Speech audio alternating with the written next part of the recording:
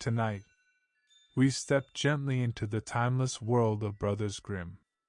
In this peaceful telling, we will listen to two classic fairy tales, carried softly through forests and quiet paths.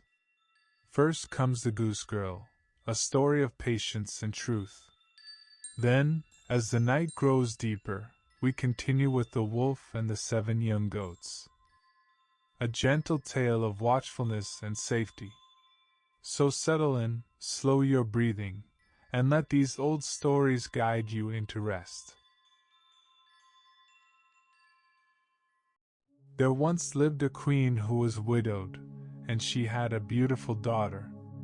When the princess was grown, she was promised in marriage to a prince who lived in a faraway kingdom.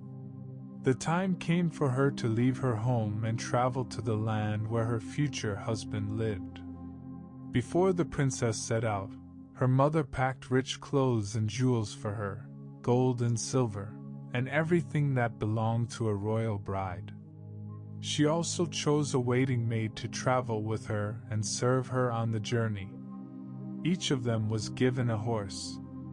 The princess's horse was called Falada, and it could speak. Before the princess left, her mother went into her bedroom, took a small knife, and cut her own finger until 3 drops of blood fell onto a white handkerchief. She gave it to her daughter and said, "Dear child, keep this carefully with you. It will protect you on your journey." The princess put the handkerchief safely inside her dress, and then she and the waiting maid set out. They traveled for many hours. When they came to a stream, the princess felt very thirsty and said, "Please get down and bring me some water in my golden cup." But the waiting maid answered rudely, "If you are thirsty, get off your horse and drink for yourself. I am not your servant." The princess was shocked, but she was very thirsty. So she climbed down from her horse, knelt by the stream, and drank from her hands. As she bent down, the handkerchief with the 3 drops of blood fell into the water and floated away. The princess did not notice it, but the waiting maid saw it and was glad, because now the princess had lost her mother's protection. After this, the waiting maid grew more bold and cruel.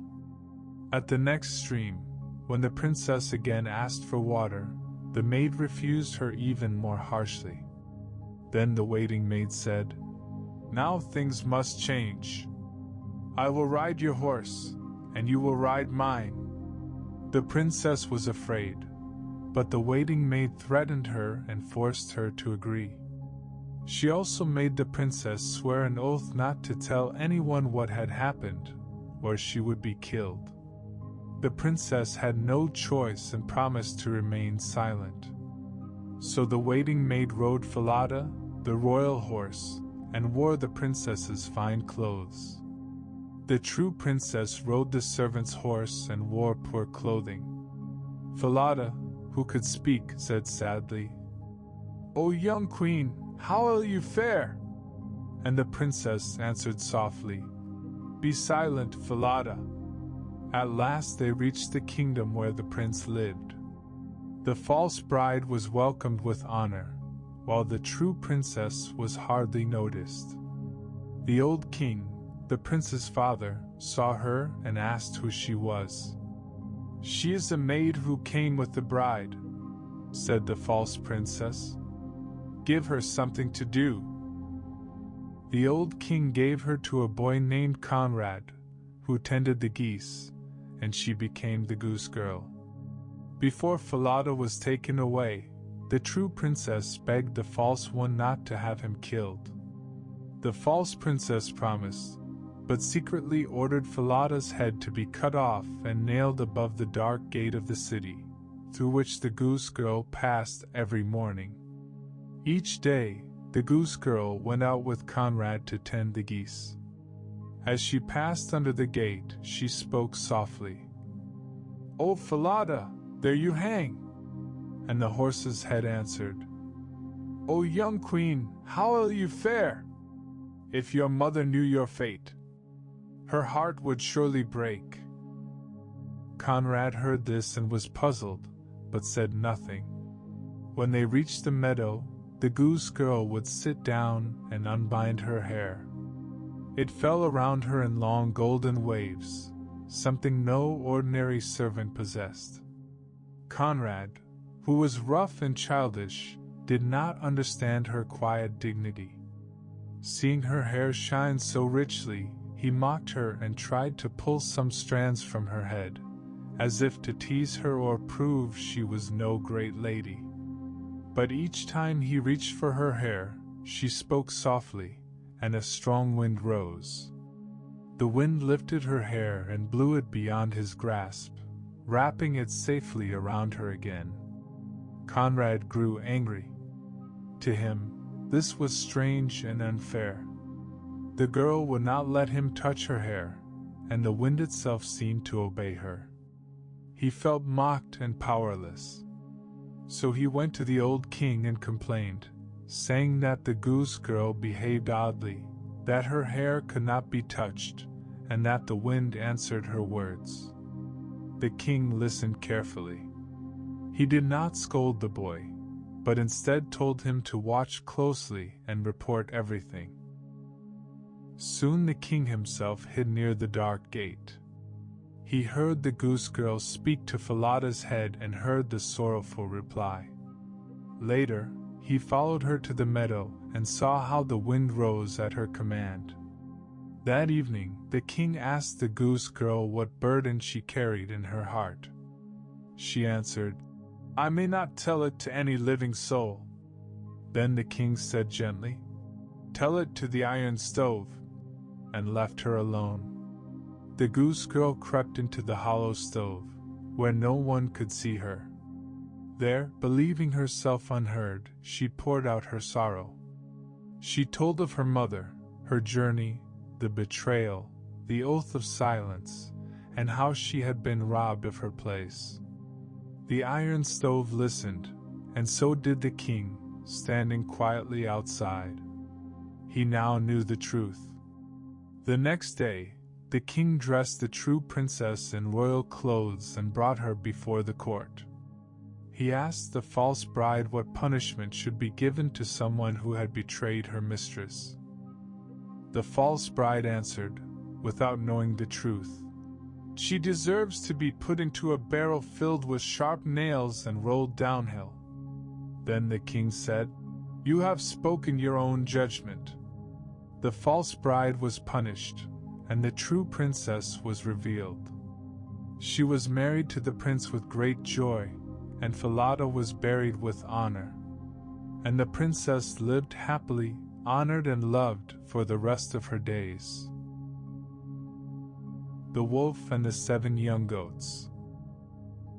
At the edge of a quiet forest, where tall trees stood close together, and the air was always cool and still, there was a small white cottage.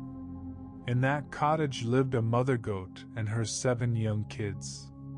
Each morning, the cottage filled with gentle sounds, the soft tapping of hooves, the quiet creak of the wooden floor, and the loving voice of the mother goat as she spoke to her children. Though the little goats were playful and curious, they were also good listeners, and they trusted their mother's wisdom. One peaceful morning, as sunlight rested gently on the windowsill, the mother goat gathered her children close. "My dear little ones," she said softly, "I must go into the forest today to find food. While I am gone, you must stay inside and lock the door tightly." The forest beyond the cottage felt very quiet that day. "You must beware of the wolf," she continued. "He is clever and patient. You will know him by his rough, harsh voice and by his black, dark paws." The 7 little goats nodded together. "We will not open the door," they promised. The mother goat kissed each of them gently, stepped outside, and soon her hoofbeats faded into the distance. Inside the cottage, time passed slowly. The little goats listened to the ticking of the tall clock and the soft sounds of the forest beyond the walls. After a while, there came a knock at the door. Knock. Knock. "Open up, my dear children," called a voice from outside. "It is I, your mother." The goats listened closely. "That voice is rough and scratchy," whispered one. "Our mother's voice is soft," said another. So they called back, "You are not our mother." Outside, the wolf growled quietly and went away. But the wolf was not one to give up easily. He went into the forest and searched among the plants until he found sweet herbs, gentle leaves known for soothing throats. He chewed them slowly and carefully. Then he found a little honey, thick and golden, and licked it until his throat felt smooth. When he spoke again, his voice sounded soft and sweet. He returned to the cottage and knocked once more. "My dear little children," he said gently, "open the door. I am your mother, and I have brought you something nice." The goats hesitated. The voice sounded right, but they remembered one more warning. "Show us your paws," they said. The wolf pressed his paws against the window, and the goats saw they were black as night. "You are not our mother!" they cried. The wolf ran away again, angrier than before. This time, he went to a mill and asked the miller to scatter flour over his paws. Soon they were covered in fine white flour, pale and clean. When the wolf returned and knocked for the third time, the cottage was very still. The voice was gentle. The paws were white. Believing it was their mother, the little goats unlocked the door. The wolf rushed inside. The goats ran in fear, hiding wherever they could, under the table, inside the cupboard, behind the stove, beneath the bed. Only the youngest goat escaped, hiding quietly inside the tall clock. Satisfied, the wolf left the cottage and lay down beneath a tree, falling into a deep sleep. Soon after, the mother goat returned. She saw the open door, the empty room, and her heart grew heavy. The youngest goat crept out from the clock and told her everything. Together, they found the wolf sleeping. With great care, the mother goat took scissors and gently cut open the wolf's stomach, careful not to wake him. One by one, her 6 little goats stepped out, unharmed. Then the mother goat filled the wolf's stomach with smooth, heavy stones and carefully sewed it closed again. When the wolf awoke, he felt thirsty and walked to the river. The stones pulled him down into the water, and the forest grew quiet once more.